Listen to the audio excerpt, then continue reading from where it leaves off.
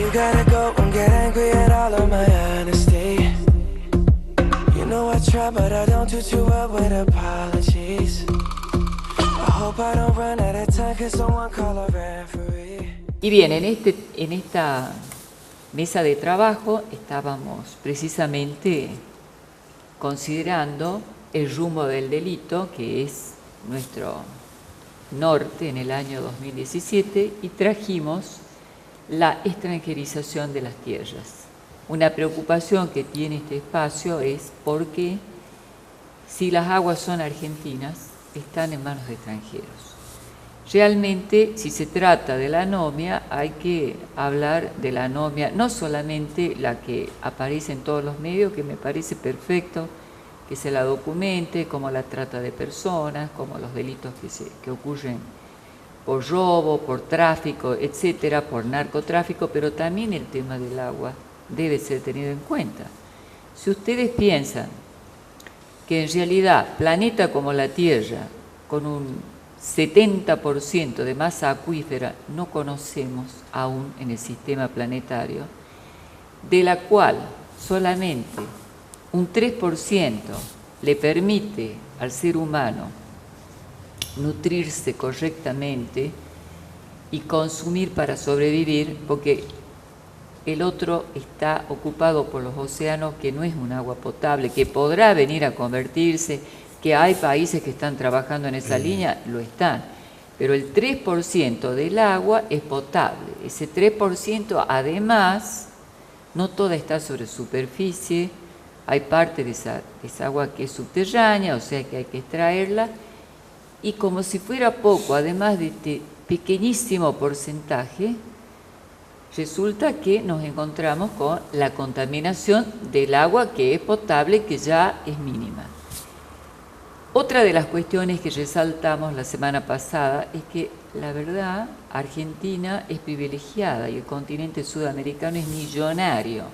Cuando vemos el agua, para lo que la producción hizo un video que le pido al señor director que lo ponga, en realidad tenemos cataratas, esteros de Liberá, tenemos lagos del sur.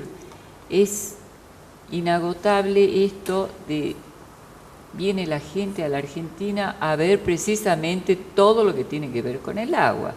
El Perito Moreno, uno de los lugares que convoca a los turistas, las cataratas del Iguazú. Entonces, estamos, digamos, en un país que desde el punto de vista de este recurso es millonario. También hay que ver qué hacemos con esta agua y cómo educamos a nuestros niños para que tomen conciencia y para que precisamente el programa sea preventivo y no dejar que tal vez los chicos del futuro tengan que consumir agua contaminada, como está pasando en otros lugares del planeta, por ejemplo Nigeria, que no tiene agua. Este y otros temas con nuestros invitados. Nos vamos a un corte y ya volvemos con ellos.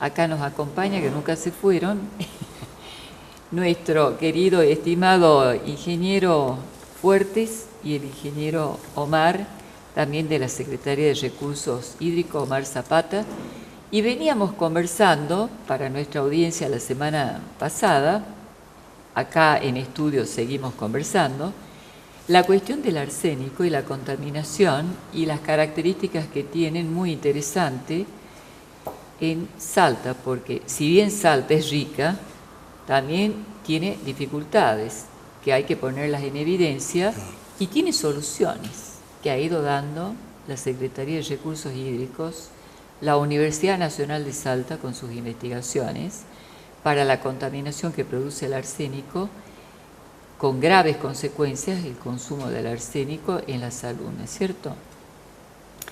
De lo que yo entiendo, y sí me encantaría que en el mapa, acá Omar nos muestre, solo la zona centro tiene un nivel de arsénico que es aceptable para lo que puede el cuerpo humano consumir sin tener consecuencias en su salud, según ¿qué variable?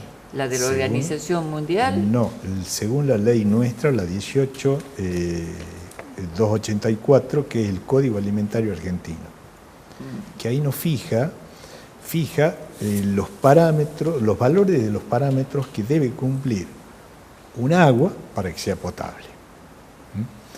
Y entre ellos figura el arsénico, que dice que el máximo tenor de arsénico para que el agua pueda ser considerada potable no debe superar las 50 partes por billón o 0,05 miligramos litro. Y bueno, y acá en esta zona de centro, donde están lo verde y lo morado, los puntos estos morados, inclusive estos medios verdosos más claros, digamos, esta es zona libre de arsénico. Hasta el momento, solamente esa parte. Esa sí. parte. Acá, al norte, también en la zona de lo que es Rivadavia, banda norte, también, digamos, es muy poco probable encontrar arsénico. Inferior a 10, ¿qué significa esta P? 10 partes por billón. Ah, partes por billón. ¿Qué es lo aceptable? No, lo aceptable son 50 partes por billón. Hasta 50. Hasta 50, eso es lo máximo. Eso es lo máximo. Ahora, la Organización Mundial de la Salud nos habla de 10 partes por billón, pero esa es simplemente una recomendación. Entonces mucha gente lo toma como si fuera, digamos, una obligación de que el agua, para que sea potable, tiene que cumplir esos requisitos. Pero hasta ahora no es así. Hasta ahora la ley que nos rige a nosotros es la 18.284, que es el Código Alimentario Argentino. Y volviendo a esto, acá en la zona norte, Rivadavia, banda norte, acá tenemos aguas de elevada dureza, o sea, tienen muchas sales. Tienen calcio, tienen sulfatos, tienen sodio. Y acá hay una, digamos, una competencia entre lo que es el arsénico con el calcio, por ejemplo. Entonces, cuando hay aguas duras, normalmente no se encuentra arsénico. El agua no debe ser dura para que exista arsénico.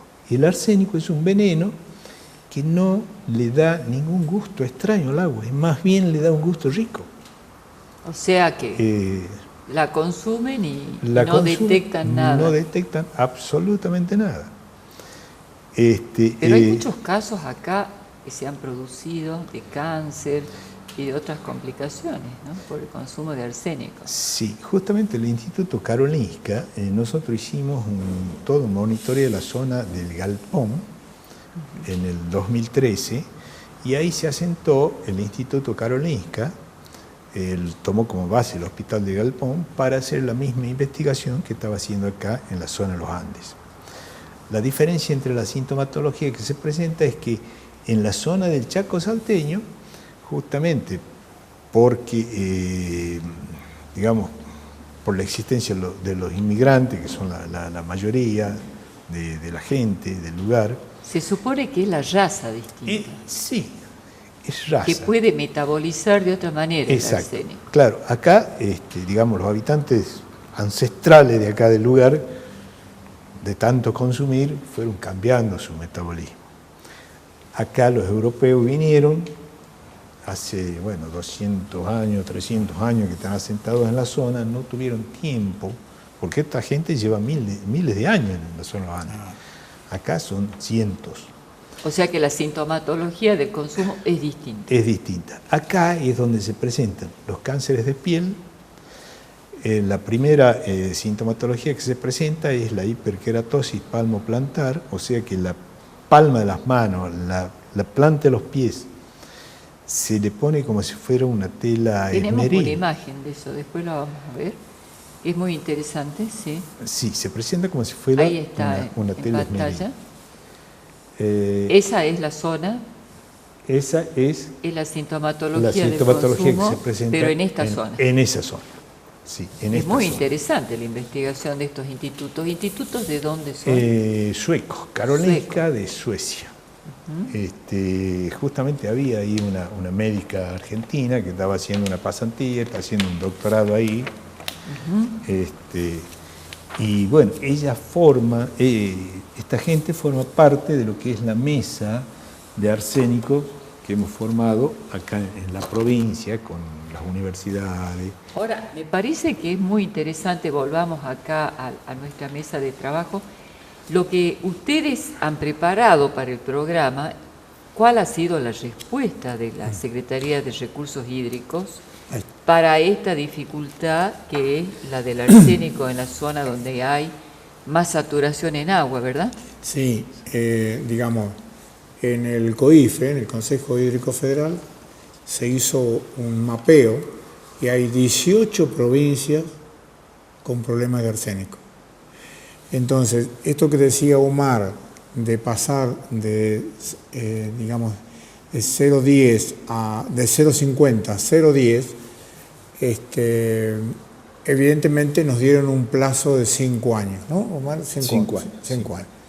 Entonces, pero nos pedían, a su vez, que nosotros actuemos de alguna manera para ir mitigando la situación. Entonces, la provincia, ¿qué hizo? En el tema de la Puna, se está aún terminando un acueducto de lo que sería la CAI hacia San Antonio de los Cobres, que es nuestra mayor densidad poblacional que tenemos en la Puna. Porque el agua de San Antonio está contaminada. El agua de San Antonio tiene valores, digamos, que hay que tratarlo para bajarla, para que sea, digamos, de uso poblacional. Entonces, eso tiene más de 20 kilómetros de distancia y se lo está haciendo. Eso por un lado, como obra macro, como obra grande. Y después, con Omar, a través de bibliografía, a través también de Mónica Farfán, nuestra amiga, que hoy día no pudo venir, pero no pudo venir, lamentamos, de la Universidad Nacional de Salta. Hace años el tema. Claro, estuvo trabajando hace años. Y nosotros heredamos una inquietud de Jochen Buncho, que era un químico de la universidad una universidad alemana, en la cual estuvo 5 años con nosotros, dedicado exclusivamente al tema contaminación y en especial al arsénico. Él después se trasladó a Bangladesh y desde ahí nosotros seguimos teniendo con él cierta información y es donde nos comentó de que ya también a nivel domiciliario se hacían unos módulos de abatimiento, que Omar lo puede explicar mejor que yo, para que bajemos ese valor, para que por lo menos la mamá cocine con agua potable y que los chicos tomen agua, la familia tome agua potable. El resto del uso del agua puede ser, digamos, superior, ¿no es cierto?, a los contenidos de arsénico, pero por lo menos para bebida y para cocinar, que se tome con agua potable, ¿no? Interesante esto porque aparentemente es posible y ustedes lo hicieron. Le pediríamos acá a Omar y a nuestra camarógrafa Macarena si podés focalizar acá para que nos explique el sistema de limpieza de arsénico, podríamos decir, de abatimiento. Que tienen ustedes, abatimiento. Bueno, el método fundamentalmente se basa en la capacidad que tiene el óxido de hierro en poder absorber o capturar, llamemos de alguna forma, las moléculas de arsénico que tiene el agua.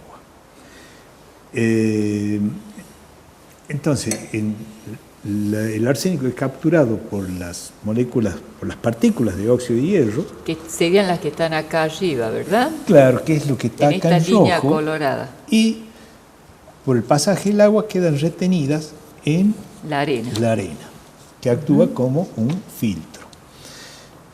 Posteriormente pasan a través de un manto de carbón. El carbón es para mejorarle el sabor al agua, reteniendo algunos compuestos indeseables, como por ejemplo sulfuro, que le dan un sabor extraño al agua, ¿no? Medio metálico, no es rica, llamémosle, al agua. Y de ahí pasa a un tanque de almacenamiento. Fundamentalmente este es un tanque de 150 litros y este es un tanquecito de 100 litros. Esto son 100 litros diarios que le alcanza a una familia. Si nosotros pensamos que puede ser usado entre 5 y 10 litros. Que es el agua que consume que es bebible. el agua bebible, que sería para la comida también. Claro. Es alimento y bebida. Pueden usar otra Sí. agua para limpieza del Otra hogar, agua la usan. etc. Claro. Entonces, el agua entra por acá arriba, pasa a través de un manto de arena, que en la parte superior tiene un rollo de alambre.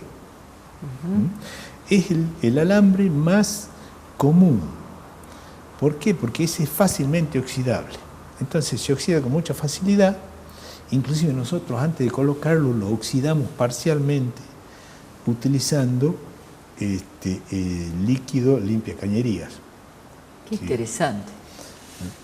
Después lo enjuagamos, lo lavamos y de ahí lo ponemos. Este es un manto de arena, más o menos de 40 centímetros de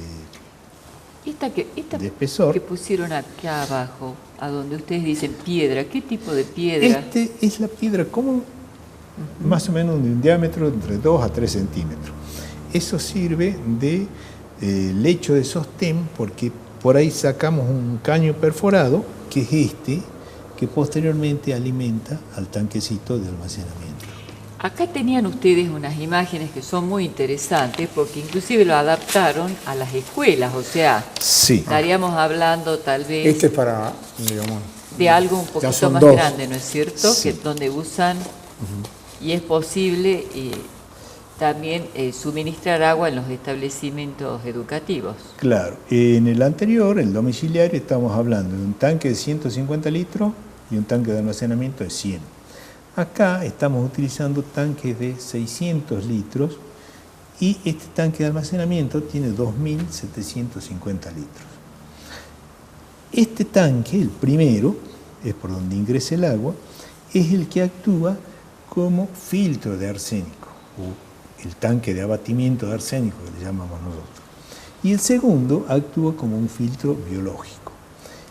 Este tanque tiene arena, tiene ladrillo molido, pero el ladrillo molido de una granulometría importante, digamos, no es un polvo de No ladrillo. es el polvo, sino más bien Sino una granulometría entre Como una piedra. 0,5, como una piedrita, entre Una 0,5 y 2 centímetros. de fácil adquisición y muy económico, Y es además, un ladrillo de segunda. de segundo. Exactamente, porque ese es más poroso. Entonces, lo que pueda pasar a través del manto de arena se absorbe, o sea, es un fenómeno superficial que se produce en el ladrillo, completando la acción del manto de arena. Y posteriormente pasa, y acá el ingreso de agua se hace por abajo, no por arriba como se hace aquí, sino que se hace por abajo, y abajo lo primero que se encuentra es un lecho de carbón, también con el objeto de mejorar el sabor y el gusto del agua. Y después pasa a través de un manto de arena que actúa como un filtro biológico. O sea, los microorganismos que pueden haber pasado son retenidos acá. Esos filtros tienen una capacidad de retención que ronda entre un 90 a 95%. Y en el caso de parásitos prácticamente llega al 98%. porque los parásitos son más grandes, ¿no? Claro. Y de ahí pasa a la cisterna. Y nosotros lo que hacemos es colocar un clorinador a la entrada de este sistema de abatimiento. El clorinador tiene dos funciones. Una es la de actuar sobre el arsénico cambiándole el estado de oxidación que tiene el arsénico. Porque tiene dos estados, +3 y +5. O sea, el número de electrones que puede intercambiar es el estado de oxidación. Entonces, el +3 es más difícil de tratar.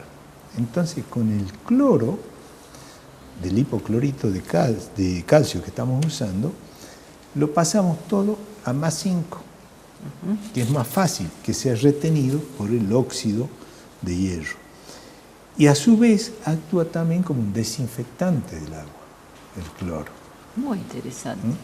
Acá yo quería también mostrar unas imágenes y pasar a otros temas de contaminación, aprovechando en donde vemos el uso, la práctica de cómo está ya funcionando. Ahí en esta estamos. propuesta de recursos hídricos tenemos escuelas donde los chicos toman conciencia de cuál es el tanque de agua a donde ellos, es una Este escuela es el tanque que es de la agua, el más grande. en Apolinario Sarabia. Sarabia, pasaje en Palo escuela a Pique. Palo a Palo a Pique, Pique. es el Palo a primero Pique. que pusimos. Y este es familiar. Y este es el familiar que El ponemos chiquito familiar. en La cada dejemos una a de las Maca casas. que ahí tienen ustedes un chiquito donde está su agua. Fíjense, es un De estos últimos, Estela, se han puesto 72 familias, hechos todo por la Secretaría de Recursos Hídricos. O sea, nosotros son los que, digamos, con un grupo de trabajo que comanda acá Omar, toda la parte técnica y demás, y también Ernesto Acosta, un arquitecto que tenemos, en la cual se le entrega a la gente y se le explica, digamos, Claro. o sea, también se hace un poco de educación hídrica, y los chicos son sabedores de que para tomar agua tienen que ir a ese lugar, no toman de otra canilla que tenga el domicilio, ¿no? Yo les quería preguntar en estos minutitos que nos quedan pocos, pero si ustedes tuvieran que sugerirle a la audiencia, ¿cuáles serían los semáforos rojos en términos de contaminación? ¿Qué le dirían a los chicos? Los chicos son los que van a quedar en el planeta si la lógica de la vida es como corresponde. Nos iremos nosotros y les dejaremos el planeta para ellos. ¿Cuál sería el mensaje? Bueno, yo no sé, yo empiezo un poquito, sí. después sigue. Yo lo que diría, primero un uso racional, que en estos lugares que estamos mostrando, Estela, no hace falta explicar nada, digamos, de lo que es el valor del agua. Ellos lo valoran tanto o más que uno. El tema de uso racional es más para las ciudades grandes, como puede ser una Salta, una escuela en Salta, donde vos vas y encontrás una canilla abierta y pasan los chicos jugando y demás, y nadie cierra el grifo. Yo estuve en Paraguay y estaban chicos jugando a la pelota, empezó a llover y el arquero hizo una seña, se fue a un lugar y cambió. ¿Por qué? Porque estaban lavando el techo de una canaleta para mandarlo al aljibe. Cuando vio que el agua salía transparente, volvió a hacer seña a los compañeros, fue y cambió y mandó el agua al aljibe, jugando a la pelota. Bueno, ahí te está dando la idea de, digamos, la racionalidad de ese chico de cómo cuida el agua. Entonces, primero el cuidado del agua. Segundo, que el arsénico es un elemento traicionero, por decirlo de una manera, porque el gusto prácticamente del agua con arsénico es como un agua normal. O Entonces, sea que tienen la que decir, sugerencia- señorita maestra, tenemos análisis físico-químico Exactamente. hecho nosotros acá en la Tiene escuela. que pasar por un análisis, Por un análisis. apropiado de si el agua es potable o no. Claro, claro. Yo decía, en relación a la contaminación, sabemos que una de las peores de la historia fue la de petróleo, que la produce un buque, me parece, alemán, que choca con uno argentino en el Paraná, hace unos años atrás. 1 litro de petróleo contamina 10.000 de agua. También hay una contaminación que es la de los plásticos que se tiran, que es el agua servida, que a lo mejor se arroja. ¿Cuál sería la sugerencia que ustedes podrían hacerle a la población en general? Si hay algo que esté en manos del ciudadano argentino, Sí. ¿qué tendría que hacer? No dejar que el agua se escurra, es una. Hay algo que tiene que hacer, que tiene que tomar conciencia la gente, pero también los estamentos de gobierno, sobre todo el municipal, tienen que tomar conciencia de eso. Es la basura que nosotros dejamos a la orilla de los ríos. O sea, el plástico dentro de todo es un residuo que perdura en el ambiente durante mucho tiempo. Pero la contaminación más se da cuando nosotros arrojamos materia orgánica, pueden ser restos de comida, a los ríos. Por ahí los pesticidas, cuando son arrojados por avión, la deriva lleva por ahí a las acequias de riego que después van al río, vuelven Y al que río. después hay una cadena que a mí me impresionó. Sí. Un pescado o un microorganismo que se contamina con el petróleo, después también contamina en la red alimentaria al ser humano, porque en definitiva eso es lo que hay que advertir, qué comemos y qué tomamos. Claro, por ejemplo, Estela, vos has dicho muy bien, cuando vos vas a un lugar que hay problemas de arsénico, tiene arsénico la carne, tiene arsénico la verdura y tiene arsénico el agua. No solamente el arsénico está en el agua, está en todos los elementos que consume una persona, donde riega con arsénico, ¿no es cierto? O los animales consumen el agua con arsénico.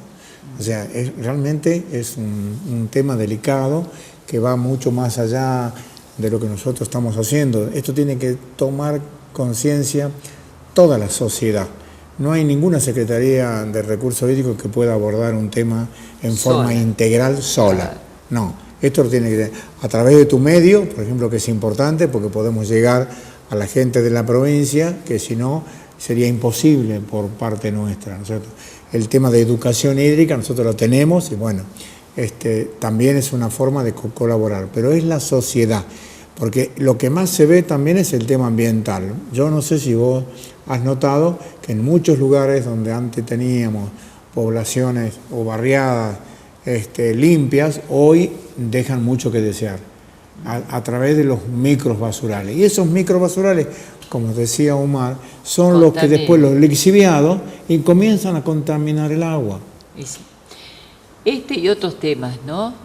Seguramente que tenemos un año 2017 con una agenda importante porque nos quedaron pendientes otras contaminaciones del agua que son interesantes de analizar y cuáles son las consecuencias.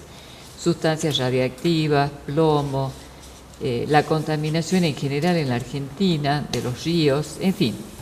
Así que van a estar invitados, distintos invitados acá, que Recursos Hídricos decida quiénes van a ser nuestros próximos invitados durante el año 2017. Muchas gracias por venir y acompañarnos y a ustedes por estar con nosotros. Hasta la semana que viene. You gotta go and get angry at all of my honesty. You know I try, but I don't do too well with apologies. I hope I don't run out of time, 'cause someone call a referee.